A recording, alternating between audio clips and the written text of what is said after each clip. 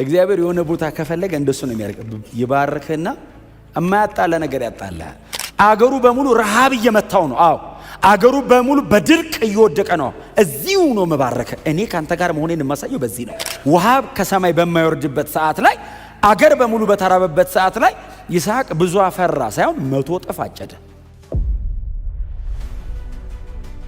ኃይላችሁን መጨረስ የሌለባችሁ ቦታ ላይ ኃይል አትጨርሱ። አንዳንድ ቦታ ሌላ ባህሪ ይሰጣችኋል ስትቆዩበት። እነሱስ አይጠጡም፣ ይደፍናሉ እየመጡ በዚህ አንዳንድ ሰው ሁሉ ወይ አንተ በቆፈርከው አይጠጣ ካልደፈንኩት ነው። ኤኒዌይስ ውሃው መሬት ላይ አይደለም ሰውየው እጅ ላይ ነው ያለው። የትም ቢቆፍር ይወጣል። በጠላቶቹ መካከል ነው የተቀመጠው ይሄ ሰው። እኔ ካንተ ጋር ሆናለሁ፣ አንዳች አያደርጉም፣ አይዞህ አለ።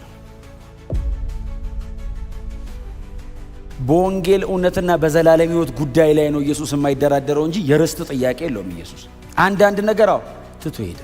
በጣም ይገርማችኋል። ኢየሱስና ይስሐቅ በጣም ብዙ ተመሳሳይ ነገር አላቸው። ለኃጢአት የሚከፈል ዋጋ ዕዳ አለ። አዎ ሪዴምሽንን እግዚአብሔር የሰበከው በይስሐቅ በኩል ነው። ብሉይ ኪዳን ክሊር በሆነ መንገድ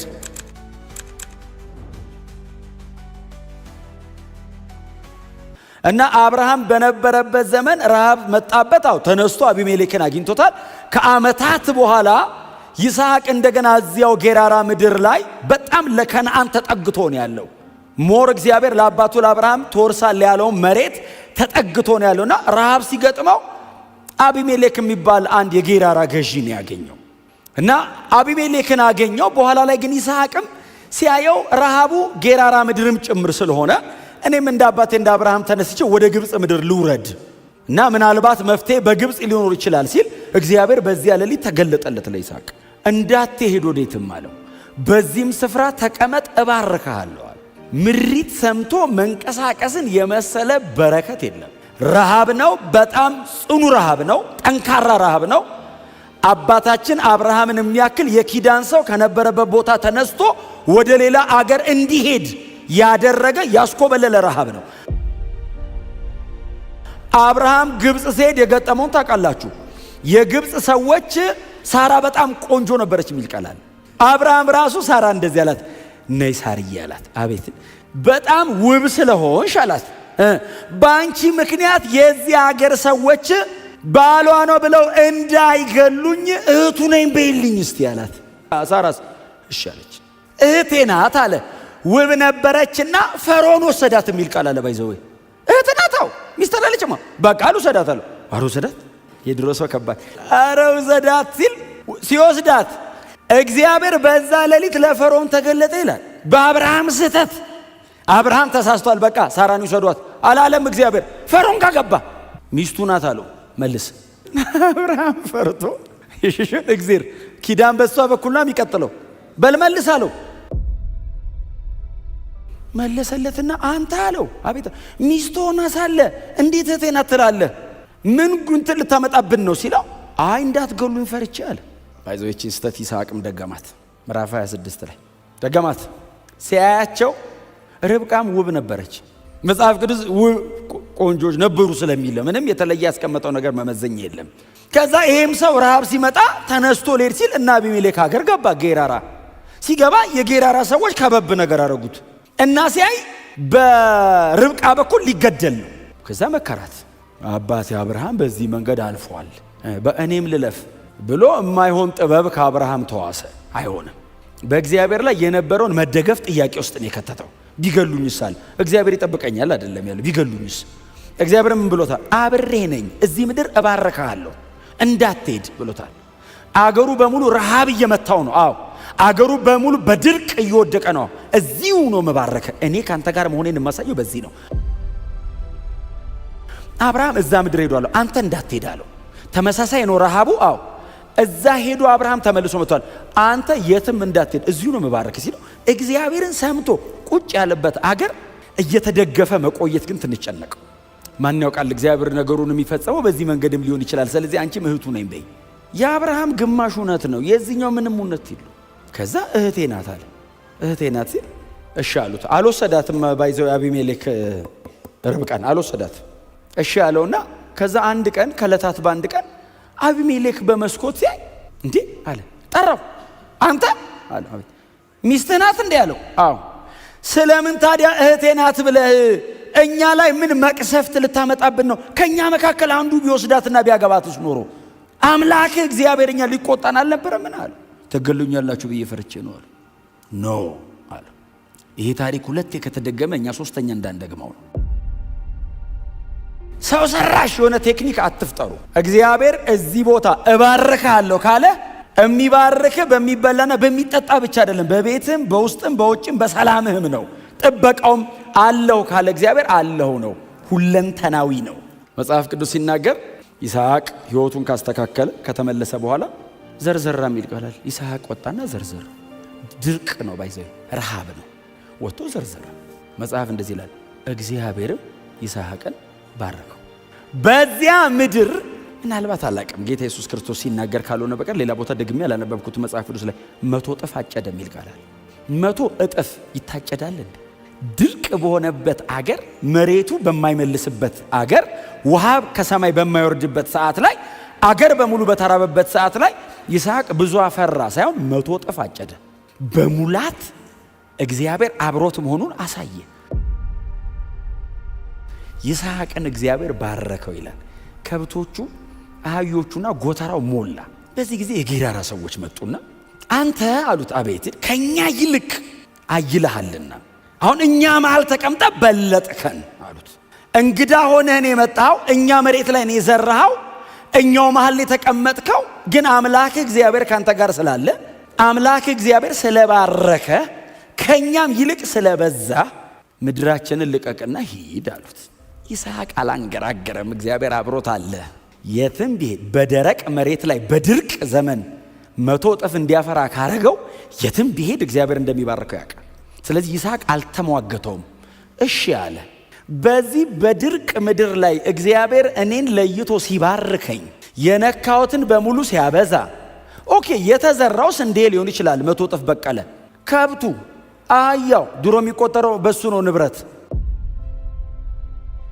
በባሪያዎቹ እግዚአብሔር እኮ ባሪያ አበዛ፣ ቤቱ የሚዋለድ ባሪያ ከበበው እና ከኛ በላይ ሆንካሉ። አሁን ጦርነት ብንገጥመው ጌራራን ትወስዷል አሉ። በለጥከናሉ እና ውጣ ከመሃላችን ሂድ። አሁንም መታደላው ሂድ። እግዚአብሔር ባርኮን የለየው። እግዚአብሔር የሆነ ቦታ ከፈለገ እንደሱ ነው የሚያደርግ። ይባርክና የማያጣላ ነገር ያጣላል። አብርሃምና ሎጥ ያጣላል፣ ቤተሰብ አያጣላም ጉዳዩ። እግዚአብሔር ከብቶቻቸውን አህዮቻቸውን ባረከ ይላል። በዙ ይልና እረኞቻቸው በዚህ ተጣሉ ይላል። ከዛ እንለያያ ተባባሉ። አያለያይም ጉዳዩ። እረኛ አባሮ ሌላ አይቀጥርም እንዴ? እግዚአብሔር ግን ባርኮ ሲለይ ጥሩ በዛባቸው። አንዱ ወድቆ አንዱ ከፍ ብሎ አይደለም፣ ሁለቱም ተባርከው ነው። በእውነት እንደዛ ይሁን። እናንተ የሌላ ሰው በረከት ምክንያት ሆናችሁ በጣም የሁለታችሁም በዝቶ በቃ እስቲ ቦታ ሌላ ቦታ እናርግ እንትኑ ፍቅሩ ሳይደበዝዝ ስትገናኝ ካቆምክበት እየቀጠልክ ለመኖር ተባርኮ መለየት ጥሩ። አንዱ ደክሞ ሲሆን የሚገነጣጠለው ነገር ይበዛል።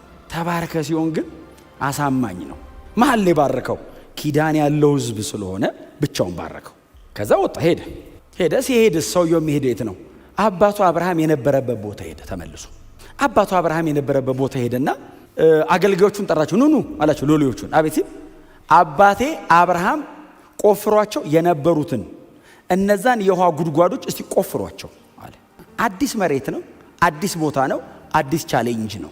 ኦፍ ኮርስ እግዚአብሔር አብሮት አለ፣ ግን ቻሌንጁም ደግሞ አዲስ ነው። የለመደው መሬት አይደለም፣ የሚያውቀው አይደለም። ግን አብርሃም ይስሐቅ ባልነበረበት ዘመን አብርሃም የነበረበት ቦታ ነው። አባቴ አብርሃም እዚህ አካባቢ ጉድጓዶች ቆፍሯል። ከነዚህ ውሃ ምንጮች ነው እየጠጣ እሱም ሎሌዎቹም ግመሎቹም እየጠጡ የኖሩት ከዚህ ነው። እኛ ምን ቆፍር አለና በአባቱ በአብርሃም ዘመን የነበሩ ጉድጓዶች መቆፈር ብቻ አይደለም፣ አባቱ አብርሃም በጠራቸው ስም ጠራቸው እና ቆፈረ፣ አስቆፈረ። ሲቆፍሩ የጌረረ ሰዎች መጡ። የኛ ነው ያንተ አይደለም አሉት። ይስሐቅ በጣም ፒስፉል ነው፣ አይዋጋም። ስለ ጠባቸው ሲል ትቶላቸው ሄደና ኤሴቅ ጠብ አለበት ይሄ ነገር አለ። አልጣላም። እንዴት አይነት ብሌሲንግ መሰላችሁ! ፈቀቅ ማለት የእናንተ የሆነን ነገር ትታችሁ ሂዱ እያልኳችሁ ሳይሆን ግን የሚቀጥል በረከት ካለ አንዳንዱ ነገር ትቶ ማለፍ ጥሩ እና ተወውና የሚቀጥለው ላይ ሂዱና ቆፍሩ አላቸው። የሚቀጥለው ላይ ሄዶ ሲቆፍሩ የጌራራ ሰዎች ተከትለው መጡ። ይሄም የኛ ነው አይቻልም ሲሉት ስለ ክርክራቸው የመጀመሪያ ስለ ጠባቸው ነው። አሁን ጠበማ እንዳደርሷል ከመጡ ተዋቸው። ስለ ክርክራቸው ሲል ስጥና ብሎ ስም አወጣለት። ለነሱ ነው የሚሰጠው ባይዘው ውሃውንም ስሙንም። እነሱስ አይጠጡም፣ ይደፍናሉ እየመጡ ባይዘው። አንዳንድ ሰው እኮ እንደዚህ ወይ አንተ በቆፈርከው አይጠጣ ካልደፈንኩት ነው። ኤኒዌይስ ውሃው መሬት ላይ አይደለም ሰውየው እጅ ላይ ነው ያለው፣ የትም ቢቆፍር ይወጣል።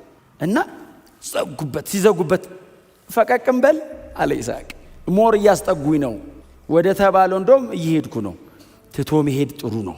እድሜያችሁን መፍጀት የሌለባችሁ ቦታ ላይ እድሜያችሁን አትፍጁ። ኃይላችሁን መጨረስ የሌለባችሁ ቦታ ላይ ኃይል አትጨርሱ። አንዳንድ ቦታ ሌላ ባህሪ ይሰጣችኋል ስትቆዩበት፣ የሌላችሁን ባህሪ ዴቨሎፕ ታደርጉበታላችሁ። ስለዚህ ትታችሁ ስትሄዱ አንደኛ በጉዳዩ ላይ ክርክር አይኖረውም፣ ቀጥሎ ሰውየውንም አታጡትም፣ ገንዘብ ታደርጉታላችሁ። የጊዜ ጉዳይ ነው እና ትቶ ፈቀቅ አለ ይልና እስቲ እዛ ቆፍሩ። እዚህ ድረስ እንኳን አይመጡ፣ ኦልሬዲ ከግዛታቸው ወጥተናል፣ እዛ ጋር እስቲ ቆፍሩ ሲል ሄዱና ቆፈሩ። ሲቆፍሩ ሌላ ምንጭ አገኙ እና ምንጩን መጽሐፉ ሲነግረን እግዚአብሔር አሰፋልን አይደል ያለው፣ በምድርም ሁሉ እንበዛለን አለ። ስለዚህኛው ምንጭ አልተጣሉትም አልተከራከሩትምና ሮሆቦት ብሎ ጠራው። እግዚአብሔር አንድ ምንጭ እኮ ነው።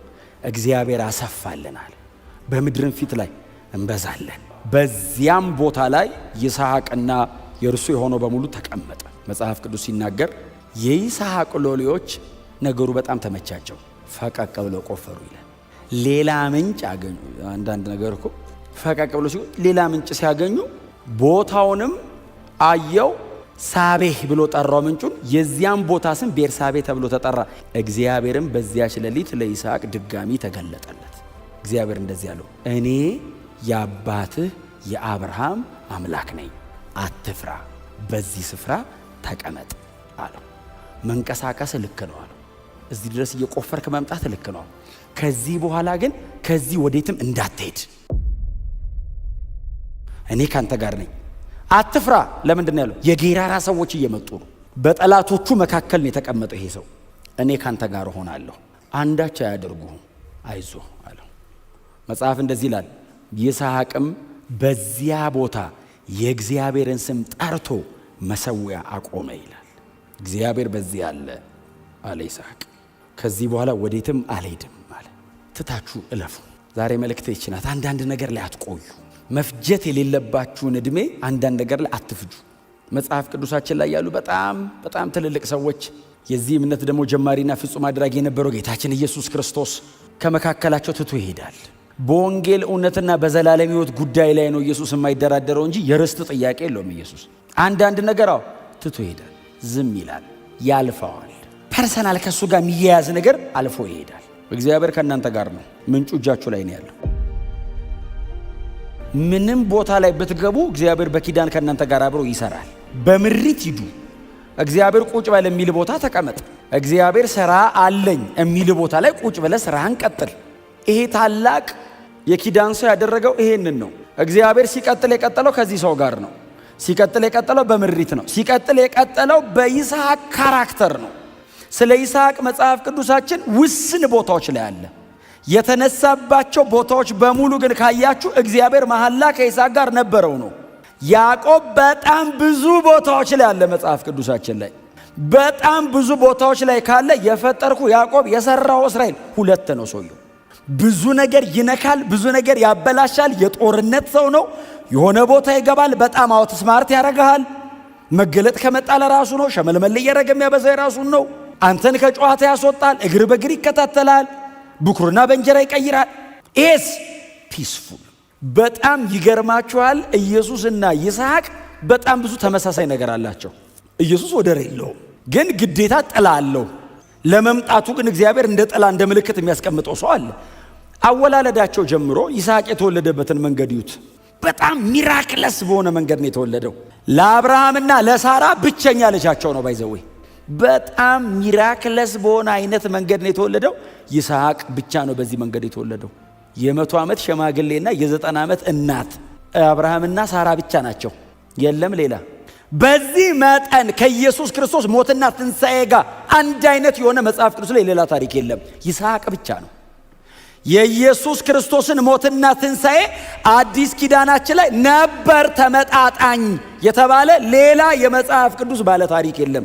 ይስሐቅስ ነው ራሱ ቀጥታ እግዚአብሔር በሰው ምትክ በግ እንደሚያቀርብ ፕሮሚስ ያደረገው ይስሐቅን አጋድሞት ነው። ለኃጢአት የሚከፈል ዋጋ ዕዳ አለ። አዎ ሪዴምሽንን እግዚአብሔር የሰበከው በይስሐቅ በኩል ነው። ብሉይ ኪዳን ክሊር በሆነ መንገድ ድራማታይዝ አድርጎት እግዚአብሔር አባቱም ልጁም በሚገባቸው መንገድ እኛ ስናነበው ወይ ጉድ